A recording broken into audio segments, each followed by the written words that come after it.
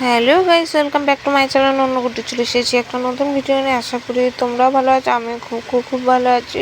বহু বছর পর চলে এসেছি নতুন একটা ভিডিও নিয়ে। তো সেদিন ছিল পুচকার চুল কাটা, তো সেটাই তোমাদেরকে বলতেছি যে আজকে প্রথম আমাদের বাবুর চুল কাটবো। তো সঙ্গে থাকো, দেখতে থাকো ও কী কী করে আর আমরা কোথায় গিয়েছিলাম পূজা দিতে, তো সবটাই তোমাদের সাথে শেয়ার করব। তো এই যে মানে চুল কাটা হচ্ছে, তো দাদাটা এসেছিল আমাদের বাড়িতে চুল কাটতেই।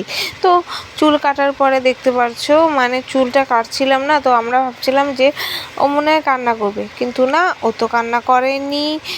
আমরা তো ভাবছিলাম ও অনেক কান্না করবে, মানে ও মনে হয় আরাম পাচ্ছিল, এই জন্য চুলটা কাটার সময় না কোনোই কান্না করছিল না। যেদিক যেদিক বলছে দেখবে সেদিক সেদিকে ও চুলটা কিন্তু ঘাটটাও সেদিক সেদিকই করছে। ও মজা পাচ্ছে, কারণ জানি না হলে একটু বড় হলে কাটতে দিবে কি না। তো এই ভিডিওটা করে রাখার মানে এটাই যে যখন ও বড় হবে না, ও দেখতে পারবে যে দেখো আমি হলো ছোট সময় যখন প্রথম চুল কাটছিলাম, তো তখনকার আমি কোনো দুষ্টুমি করিনি, মানে এগুলো এক একটা স্মৃতি।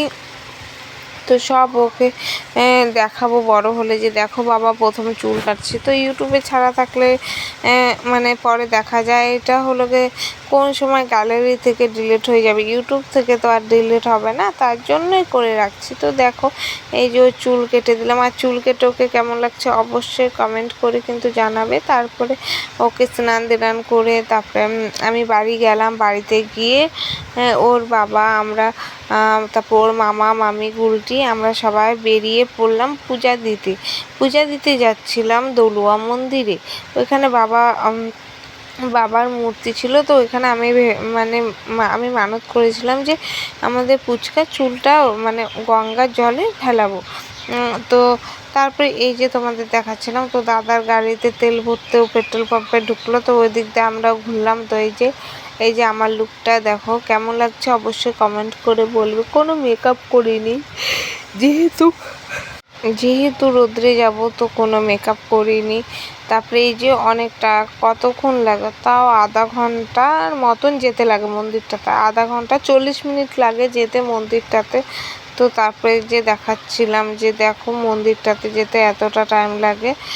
তো মন্দিরে যাবার পর তারপরে মন্দিরে যাওয়ার সময় অনেক করেছিল না, কতটা টাইম লাগে, তা মন্দিরটাতে গেছি তো আধা ঘন্টার মানে 30 মিনিট টাইম লাগে। তো তারপরে এই যে মন্দিরে পৌঁছে গেলাম, এই যে তোমাদের হলো মন্দিরটা দেখালাম যে মন্দিরে গিয়ে এই যে পূজা দিব, তো এখানে তোমাদের প্রসাদটা দেখালাম যে এই যে প্রসাদ যে পুজো দিয়ে দিই। তো এই যে এটা হলো মা গঙ্গার মূর্তিটা এখানে, তো এখানে আমি পূজা দিচ্ছি, প্রসাদটা এখানে রাখলাম, যেহেতু সব ঠাকুরকে প্রসাদ দিব। তারপরে এই যে বাবার মাথায় জল ঢালবো বলে আমি মাথায় জল ঢালছি। আর যেহেতু মামা ভাগনা থাকলে জানো কোলে নিয়ে তুই জলটা ঢেলে দে, কারণ যেহেতু মামার সাথে যে কোনো কাজ মামা ভাগনা জানোই তোমরা সবাই যে তোমরা দুজন পুজো দাদার কোলে পুচকা বসেছিল। আর এই যে গুলটি আর না ও ক্যামেরাটা করেছিল পুচকার বাবা, যেহেতু জানো ও ক্যামেরা একটু পুজো দিয়ে না, তো একটা তার জন্য এই যে তারপর ওরা মামার ভাগনা হলো মানে মামা ভাগনাকে শিখিয়ে দিচ্ছে যে এইভাবে জল, তো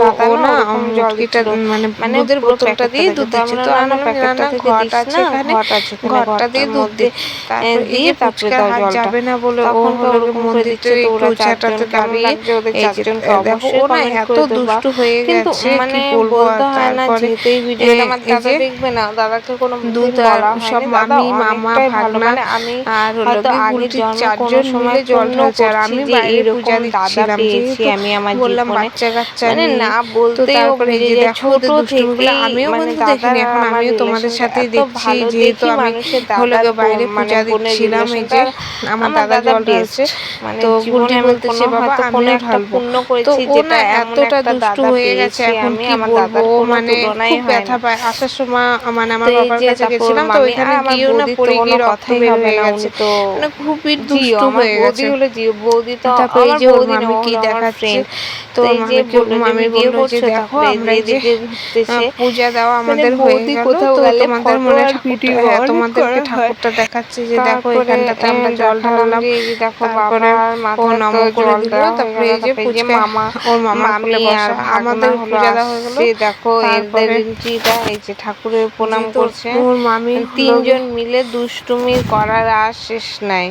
মানে এই যে দেখো বললাম না এই যে যে ওনা অনেক মজা পেয়েছে আসা থেকে মন্দিরটাতে শুরু এসে। হয়েছে তো এদের দেখো ঘোরা। কেমন দৌড়াদৌড়ি করে একবার যাচ্ছে, এখানে একবার মানে এক ওখানে জায়গায় স্থির বাচ্চাদের নেই। কোথাও নিয়ে তারপরে এই গেলে যে কি এই বলবো আর সাইডটাতে না কোনো শ্মশানও, শান্তি আমি তো নেই। জানতাম না এখানটাতে মানে শ্মশান আছে। একবার এখানে যেহেতু একবার জানতাম না, ওইখানে হট করে আজকে কান্না, প্রথম গেছি, তো এখানে একটু তোমাদের বসবে মন্দিরটা ওইখানে সব একটু বসবে, বোঝা দেখালাম যে মুশকিল দেখো এখানে কি অনেকগুলো চায়। তো মন্দির তোমাদের আছে। এটা নাম দেখালাম আর না পাশে দলুয়া শ্মশান মন্দির। তো ছিল, এই যে তো আমি আমার কোলে জানতাম ও, না যে তো পাশে হয়তো বলতেছি যে শ্মশান। দাদা, আমি যেহেতু গেছি মানে আরো আগে তোমাদের দুবার বৌদি তিনবার সবটা গেছি, ভিডিও কিন্তু করে আজকে দেখাচ্ছে যেহেতু ক্যামেরা এমনি করে। টাইমে মা গেছি গঙ্গা না বললাম পূজা দিতে, তো তো যে মা দেখলাম গঙ্গা। যে তারপরে একটা হয়ে পাশে গেল আমাদের শ্মশান পূজা ছিল। করা। তো এবার আর বললাম ওখানে চলো না তাহলে একজনকে বাড়িতে। তো এই পুরানো যে বাড়ির মানে দিকে রওনা দেহ দিলাম।